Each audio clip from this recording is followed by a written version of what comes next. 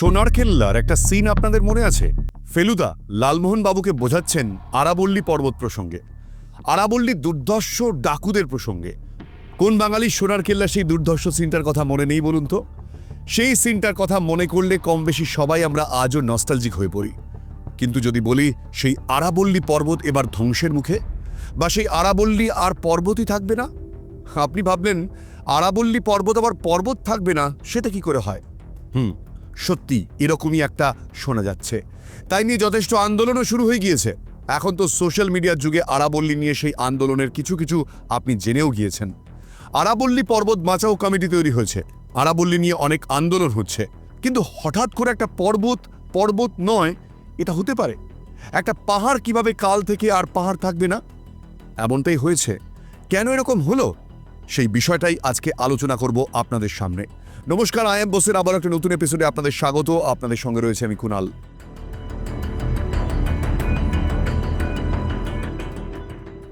আলোচনা করছি তার কারণ বিষয়টা খুবই গুরুত্বপূর্ণ। আমাদের ভারতের প্রাকৃতিক ভারসাম্যের জন্য আরাবল্লী পর্বত খুবই গুরুত্বপূর্ণ একটা অঞ্চল। ভবিষ্যতে দিল্লি মরুভূমি হয়ে যেতে পারে এমনও আশঙ্কা অনেকেই প্রকাশ করেছেন। সত্যি কি মরুভূমি হয়ে যেতে পারে দিল্লি? আজকে সেটাও আলোচনা করব। আসুন সবার আগে আপনাদেরকে আরাবল্লী পর্বতকে নিয়ে বলি। প্রায় 2.5 বিলিয়ন বছর ধরে দেশের বিশাল অংশকে মরুভূমির তাপ থেকে রক্ষা করছে এই আরাবল্লী পর্বত। রাজস্থান, হরিয়ানা, গুজরাট, দিল্লির মতন এলাকাকে প্রায় একজন অতন্দ্র প্রহরী হিসেবে রক্ষা করে আসছে আরাবল্লী পর্বত। কেন আরাবল্লী পর্বত এদের রক্ষাকর্তা? এরকম কথা বলছি তার কারণ, থর মরুভূমির বাতাস যখন হুহু করে উত্তর ভারতে ঢোকে, তখন আরাবল্লী পর্বত এর মাঝখানে দুর্ভেদ্য পাঁচিল হয়ে দাঁড়িয়ে থাকে। তাই সেই গরম উত্তপ্ত লু হাওয়া থেকে বেঁচে যায় গুজরাট, দিল্লি, হরিয়ানা। রাজস্থানের মতন তারা মরুভূমিতে পরিণত হয় না। কিন্তু এই আরাবল্লী এখন বিপদে। হ্যাশট্যাগ শুরু হয়েছে সেভ আরাবল্লী। কেন আরাবল্লী বিপদে? সেই বিষয়টা জানতে হলে আমাদের জানতে হবে পরিবেশ, বন এবং জলবায়ু মন্ত্রকের একটা কমিটির সুপারিশ গ্রহণের পর সুপ্রিম কোর্ট আরাবল্লী পাহাড় এবং আরাবল্লী পর্বতমালার একটি নতুন সংজ্ঞা জারি করে দিয়েছে। বলা হয়েছে আরাবল্লী জেলায় পৃথিবী পৃষ্ঠ থেকে 100 মিটার বা তার বেশি উঁচু জমি আরাবল্লী পাহাড়ের অংশ হিসেবে বিবেচিত হবে। কিন্তু ঝামেলাটা বেঁধেছে অন্য বিষয়। সুপ্রিম কোর্ট যে নির্দেশ জারি করেছে, সেই নির্দেশ মানা হলে বর্তমানে আরাবল্লী অঞ্চলের প্রায় 90% আরাবল্লী এলাকা থেকে বাদ পড়বে এবং সেগুলি আরাবল্লী হিসাবে আর বিবেচিতই হবে না। যদি তাই হয় তাহলেই বা ক্ষতিটা কি? ক্ষতিটা হলো ভবিষ্যতে যদি এখানে খনন বা অন্যান্য নির্মাণ কাজ শুরু হয়, তাহলে এই পাহাড়গুলো অদৃশ্য হয়ে যাবে। আরাবল্লী পাহাড়ের মাত্র 10% অক্ষত থাকবে আর বাকিটা চলে যাবে আরাবল্লীর বাইরে। সুতরাং সেখানে খনন কার্য চালানোই যায়। বিষয়টা নিয়ে শুরু হয়েছে প্রতিবাদ শুরু করেছে বিভিন্ন এনজিও, মানে নন গভর্নমেন্ট অর্গানাইজেশনগুলো, বিশেষ করে যারা প্রাকৃতিক পরিবেশ নিয়ে, প্রাকৃতিক ভারসাম্য নিয়ে কাজ করে। সবথেকে বড় কথা, এই অঞ্চলের গ্রামের মানুষরা, গ্রামের সাধারণ আদিবাসীরা বেরিয়ে এসে প্রতিবাদ করছে। পাশাপাশি রাজনৈতিক ময়দানেও বেশ বেকায়দায় পড়তে হচ্ছে কেন্দ্রীয় সরকারকে। ইতিমধ্যেই কংগ্রেস সাংসদ সোনিয়া গান্ধী দাবি করেছেন মোদী সরকার এই পাহাড়গুলোর জন্য কার্যত মৃত্যু পরোয়ানা জারি করে দিয়েছে। তবে আজ থেকে নয়, বহুদিন ধরেই এই অঞ্চলে যারা খনন করছে বা সেই সব বড় বড় কর্পোরেট কোম্পানিগুলি, সেই সব বড় বড় মুনাফাখোর ব্যবসায়ীদের সুবিধে করে দেওয়ার জন্যই এইরকম একটা আইন বা নির্দেশনামা ঘোষণা করা হয়েছে। আরাবল্লী পর্বত সম্পর্কে সুপ্রিম কোর্টের এই রায়কে ঘিরে যে বিতর্ক সৃষ্টি হচ্ছে, তা নিয়ে বনমন্ত্রী ভূপেন্দ্র যাদব বলেছেন এগুলো সবই গুজব, ভুল তথ্য। তার মতে আরাবল্লী পর্বতমালা দেশের প্রাচীন একটা পর্বতমালা। মোদী সরকার সবসময় আরাবল্লী অঞ্চলে সবুজায়নকে উৎসাহিত করেছে। কিছু লোক ইচ্ছাকৃতভাবে আদালতের সিদ্ধান্ত সম্পর্কে ভুল তথ্য ছড়াচ্ছে। তার মতে রায়টা যদি মনোযোগ সহকারে পড়া যায়, তাহলে সেখানে যেটা বলা হচ্ছে যে কোনো ছাড় দেয়া বা কোনো জায়গাকেই আরাবল্লীর বাইরে করা হচ্ছে না। ভূপেন্দ্র যাদব জানাচ্ছেন যে সুপ্রিম কোর্ট দিল্লি, গুজরাট, রাজস্থান এবং হরিয়ানার অবস্থিত আরাবল্লী পর্বতমালা রক্ষার জন্য বৈজ্ঞানিক মূল্যায়নের ভিত্তিতে রায় দিয়েছে। খনির এলাকা সীমিত করার জন্য একটা প্রযুক্তিগত কমিটিও গঠন করা হয়েছে, সেই কথাটা কিন্তু বিরোধীরা বলছেন না। এখন বিরোধীদের অভিযোগ তারা রাজনীতি করছেন। সরকার পক্ষ তারাও নিজেদের মতন করে রাজনীতি করছেন, মুনাফাখোরদের বা ব্যবসায়ীদের পক্ষে কথা বলছেন, সেটা তো স্পষ্ট। কিন্তু আমরা আজকে যে কারণে ভিডিওটা বানাচ্ছি সেটা এজন্য যে এই বিষয়টা সম্বন্ধে আমাদের সচেতন হতে হবে। কারণ একই আমরা ভারতের মানুষ, নিজেদের প্রাকৃতিক পরিবেশ নিয়ে খুব বেশি চিন্তা ভাবনা করি না। প্রকৃতি সম্পর্কে আমাদের একেবারেই ভাবনা চিন্তা নেই।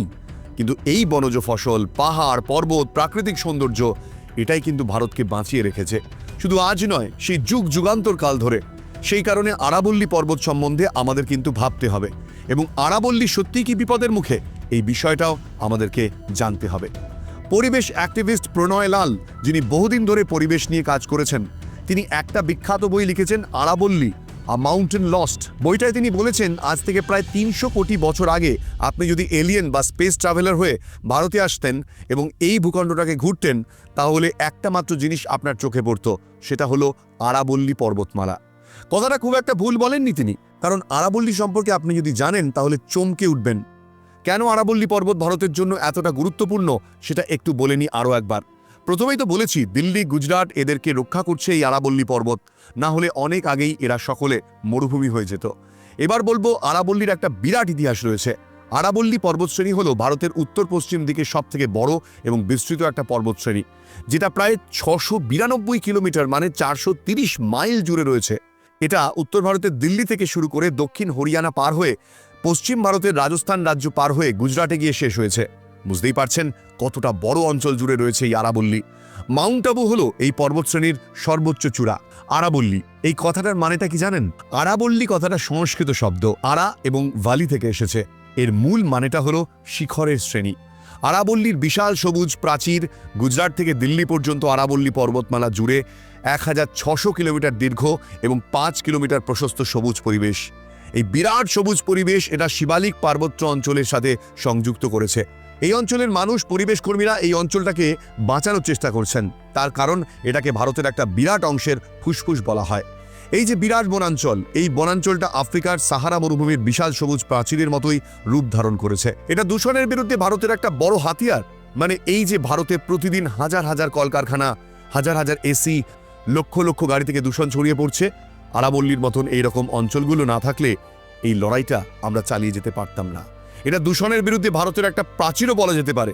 সুতরাং বুঝতেই পারছেন ভারতের পরিবেশের জন্য আরাবল্লী কতটা গুরুত্বপূর্ণ। আরাবল্লীর মৃত্যুদণ্ড হয়েছে বলে অনেকেই বলছেন। কেন এমন আশঙ্কা করা হচ্ছে?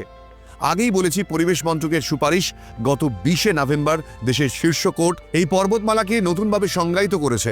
সমগ্র আরাবল্লী রেঞ্জের মধ্যে যেসব ভূখণ্ডের উচ্চতা 100 মিটারের বেশি নয়, সেই ভূখণ্ডকে আরাবল্লী পর্বত হিসাবে আর গণ্য করা হবে না। যারা যারা আন্দোলন চালাচ্ছেন, পরিবেশ কর্মীরা সতর্ক করেছেন, বাকি ভূখণ্ড যদি খনি, রিয়েল এস্টেটের মতন কর্পোরেট অর্গানাইজেশনের গ্রাসে পড়ে, আরাবল্লী থেকে তারা 90% খনিজ সম্পদ তোলার জন্য যথেষ্ট ডিনামাইট ফাটিয়ে পুরনো সেই পাহাড়গুলো নষ্ট করে দেবে। এর পরিণাম কিন্তু ভয়ঙ্কর হবে। মুনাফাখোর বিদেশি কর্পোরেট কোম্পানিগুলি ভারতকে নিয়ে কবে ভেবেছে বলুন তো? ওদেরই হাত ধরে তো ইস্ট ইন্ডিয়া কোম্পানি ভারতে এসেছিল।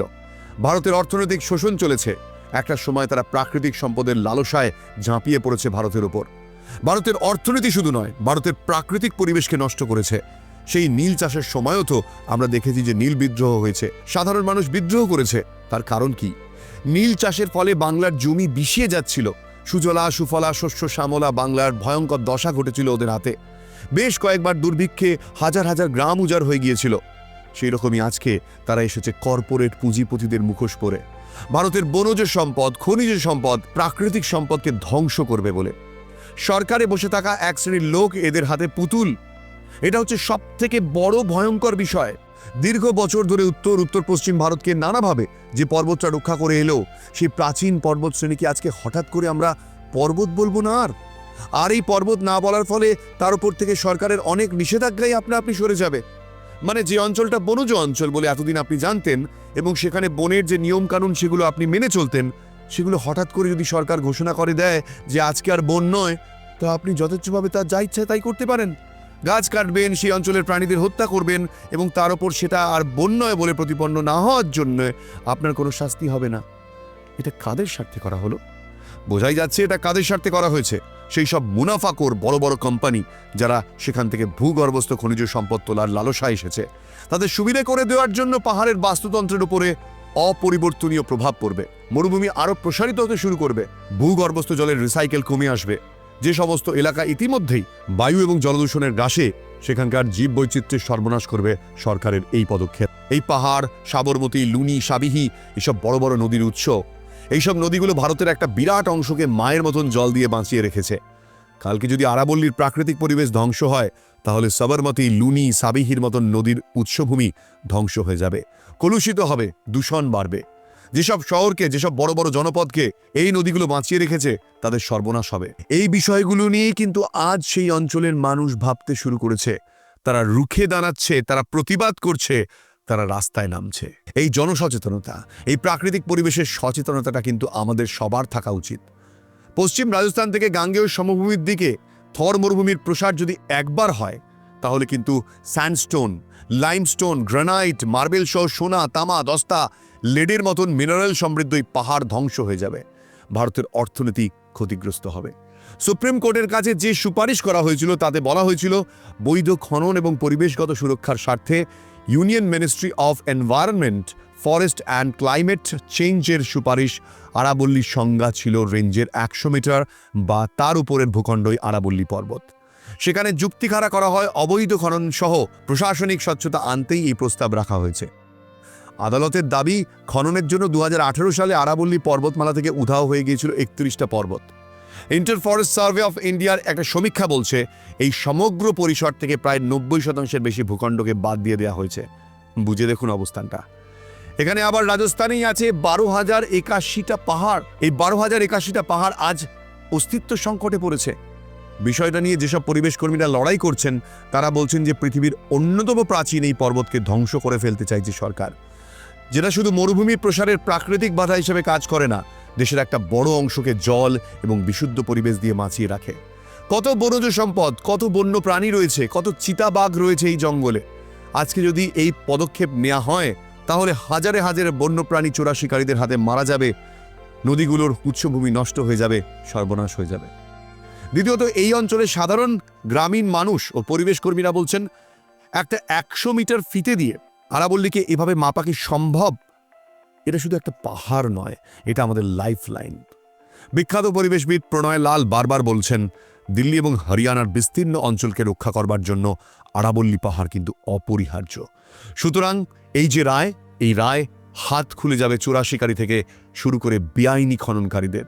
তারা যথেচ্ছভাবে পরিবেশের সর্বনাশ করবে, যেখানে সেখানে ডিনামাইট ফাটিয়ে পাহাড় ধ্বংস করে নিজেদের মুনাফা লুটবার জন্য তুলে আনবে খনিজ সম্পদ। মানুষ আজকে পথে নেমেছে। আরাবল্লীর সাধারণ গ্রামবাসী, স্কুলের শিশু, কলেজের ছাত্র থেকে শুরু করে মহিলারা সবাই রাস্তায় নেমেছে। এরকমই একটা ভারত তো আমরা দেখতে চেয়েছিলাম, যেখানে মানুষ পরিবেশ নিয়ে ভাববে, প্রাকৃতিক সৌন্দর্য নিয়ে ভাববে। আমাদের নিঃশ্বাস প্রশ্বাস যে গাছগুলোর জন্য সম্ভব হয়, সেই গাছগুলোকে নিয়ে ভাববে। আপনি হয়তো ভাববেন আরাবল্লী তো আমাদের রাজ্য থেকে অনেক দূরে। প্রাকৃতিক পরিবেশ প্রত্যেকের সঙ্গে সংযুক্ত, তাই প্রতিবাদ আমাদের করতেই হবে। সুপ্রিম কোর্টের রায় দরকার হলে পরিবর্তন করতে হবে।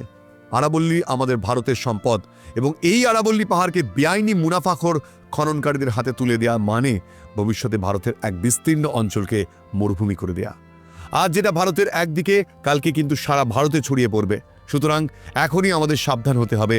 তাই সকলের সঙ্গে এক সুর মিলিয়ে আসুন, আজ রাজনীতি ছাড়ুন, বলুন সেভ আরাবল্লী।